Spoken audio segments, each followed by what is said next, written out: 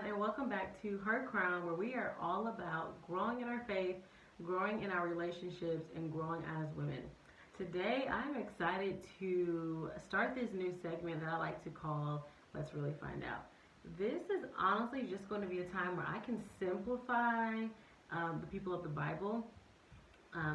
I kind of am more so leaning towards to bringing it to modern terms, like I'm going to explain kind of what they did and who they were, but in just a simple way. Okay, like don't quote me on everything I say. Go and read it also for yourselves. I just wanted to bring just some insight, make it light and quick, and just and get to the point, so to say. So today I will be speaking or just talking about Esther. Esther was a beautiful young woman. She had beautiful brown skin, and she was just pleasing to the eyes. And when the king first saw her, he was like in awe. He fell in love with her instantly, and she had so much favor, and he really adored her and kind of wanted to give her whatever she wanted. He offered her half of the kingdom like multiple times throughout the book, and that just shows that he really adored her. He really loved her, and not just for her looks. I really believe that he found her drive and her confidence very attractive. You know, when he would say things like, you can have half the kingdom, it's like she would just go straight towards business. Like she didn't really acknowledge his compliments. Not that she was rude, but she knew what she wanted, she knew what she was here for, and she was like, she was a go-getter. So basically, like during that time, her people were getting ready to get killed, and she knew that the king would be the one to save her people. So, like in one instance, the king was sitting in his inner court, and he was sitting in his throne, and usually no one can go there to see him unless he asked them to come. So she was basically like, I picture her like pacing back and forth in her room, and is like, how am I going to go there? He hasn't called me to come in like 30 days. What am I going to do? And I just see her like talking to herself. And so she was like, you know what?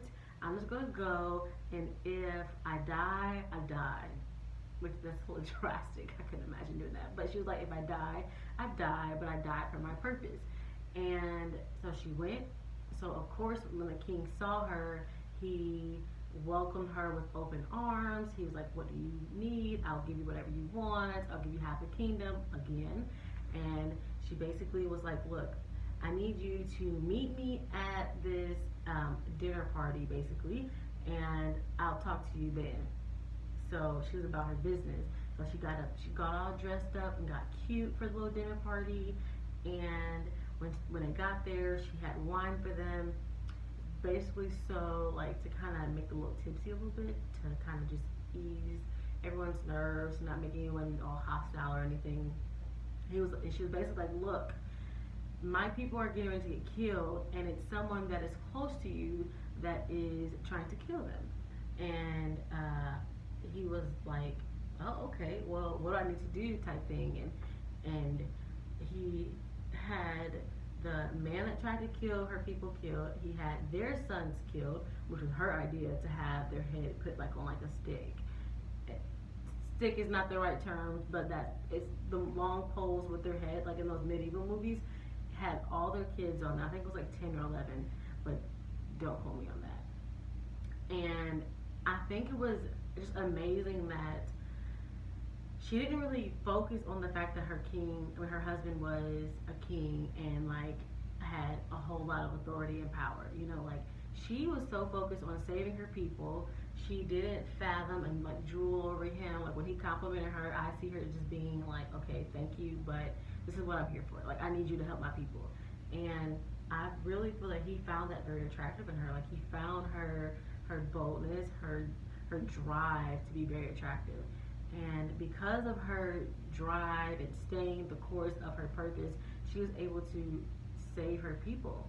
You know, the king made it to where her people could defend themselves if anyone tried to kill them, and they ended up like killing tons of people that meant harm for them, basically. And I think In today's time, as we are waiting for our husband, or if we already have a husband, we need to really keep in mind that our purpose is right up there with them. Like, let's not put our husband above what God has for us. Like, let's really remain driven and hardworking and steadfast, and let's just keep going, keep doing what God has called us to do. Because once we put our husband above that, then that is just going to be a road for destruction. So I just want to encourage you all to be more like Esther in today's time. Like, even myself, this is a revelation for me as well that I can learn about. And I hope that you will go and check out the other videos that I have regarding marriage and being whole and tackling singleness as a Christian. And if you have not, go follow my Instagram at hercrown__. That is where I'll be posting most of my content, more so on a daily basis. You know, I only post my videos here on every Sunday and Friday. So if you want to be updated more, go follow my Instagram, and God bless.